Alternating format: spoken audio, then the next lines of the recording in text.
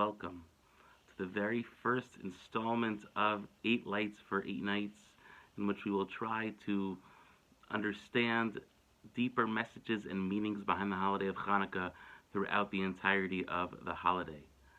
I want to share with you a piece that I find incredibly inspiring to kick off this learning initiative, and that is based on the idea that we will say every single time we daven Shemona Esrei, every single time we will bench, now until the end of Hanukkah. We talk about this idea that the Greeks tried to be lahashkicham Torasecha. They tried to eliminate, they tried to darken the Torah from our lives. What stands out as different when it comes to the holiday of Hanukkah in comparison to any other holiday that we have on the Jewish calendar is that our mortality, the fact that we were going to be alive, was never a question, really, when it came down to the holiday of Hanukkah. It was the notion that we were trying to be assimilated, acculturated, that we no longer had to learn Torah because we had the wonders of the Greek culture. And since they tried to darken, to eliminate Torah from our lives, the whole goal of the holiday is to push beyond that, to perhaps engage further in Torah. And I want to share with you a beautiful idea from the Bnei Yissaschar, Rabbi Tzvi Elimelech of Dinov, one of the great 19th century Hasidic commentators. He says that there is a fascinating halacha that occurs with Hanukkah, with the lighting of the menorah, that does not exist for any other mitzvah in the entire Torah.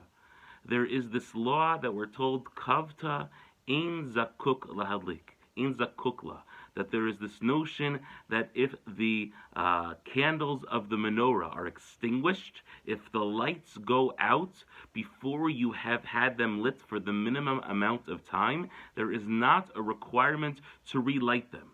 Assuming you've done the best that you could to light them, assuming you've done all that you could to make sure and to ensure that the candles will stay lit, if there is some fluke, some happenstance, a breeze comes out of nowhere and extinguishes the candles, extinguishes the Chanukah menorah, even if it has not been lit for your 30-minute requirement, you have no obligation to relight them. And that is how we paskin, that is how we assume the halacha follows. And that doesn't make any sense. Any other area of halacha, when it comes to shaking lulav and esrog, if you were missing a part of the lulav and esrog, you shook it and you said, "Oh, look how great I am! I'm shaking it," but you found out that you forgot to have the esrog, you'd have to do it again. When it comes to tefillin, when it comes to tzitzis, when it comes to every other mitzvah in the entire Torah, you're missing an element of it. You have not done the bare minimum. You would be required to go back and do it again. But when it comes to lighting the menorah, if you lit it and it was extinguished by happenstance, you are not required to go back and relight it. Why is that? Says the Bnei Yissaschar, because this is the model of Torah that is fundamentally different than all other studies, all other areas of education in our lives. He explains essentially that if Einstein's theory of E equals mc squared ends up being disproved, then while it was a really good thought, while it was an amazing initiative and an incredible equation to have established for the world, if it was all wrong, then maybe we learned something from it, but the process was in some way somewhat futile, that we've spent so many years assuming that which has now been proven to be incorrect. He explains that when it comes to Torah, there is no such thing as futility.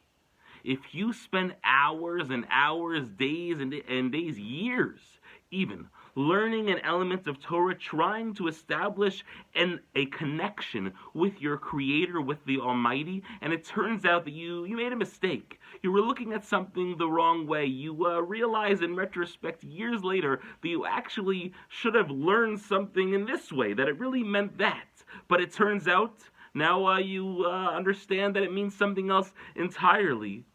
There is no such thing as futility in Torah, because any attempt, any trial, any type of effort that goes in to you trying to learn Torah, you trying to build a connection with the Almighty, is filled with absolute meaning. such that even if it all gets extinguished, even if the fire goes out, even if perhaps we can suggest that initial connection that you might have had at one point does not feel as strong anymore, there's no such thing as futility when it comes to this area in our world. If you strive to build a relationship with God, if you strive to build a relationship with His Torah, if you strive to feel a connection to Judaism, even if you get knocked down a couple of times, which is of course totally natural and normal, all of the effort you put in still had value. And it should encourage us, God willing, to continue to pick ourselves up once again. This is the message of Hanukkah. If the light gets extinguished, it still had meaning. If we get knocked down, if we make a mistake, if something goes wrong, if we are not as close to God as we want to, that's okay. Don't get discouraged. There's always another night. There's always another opportunity. There is always the ability to keep trying, because there is meaning in every moment of trying to build that connection. I wish everyone a beautiful first day of Hanukkah, and I look forward to learning with you tomorrow.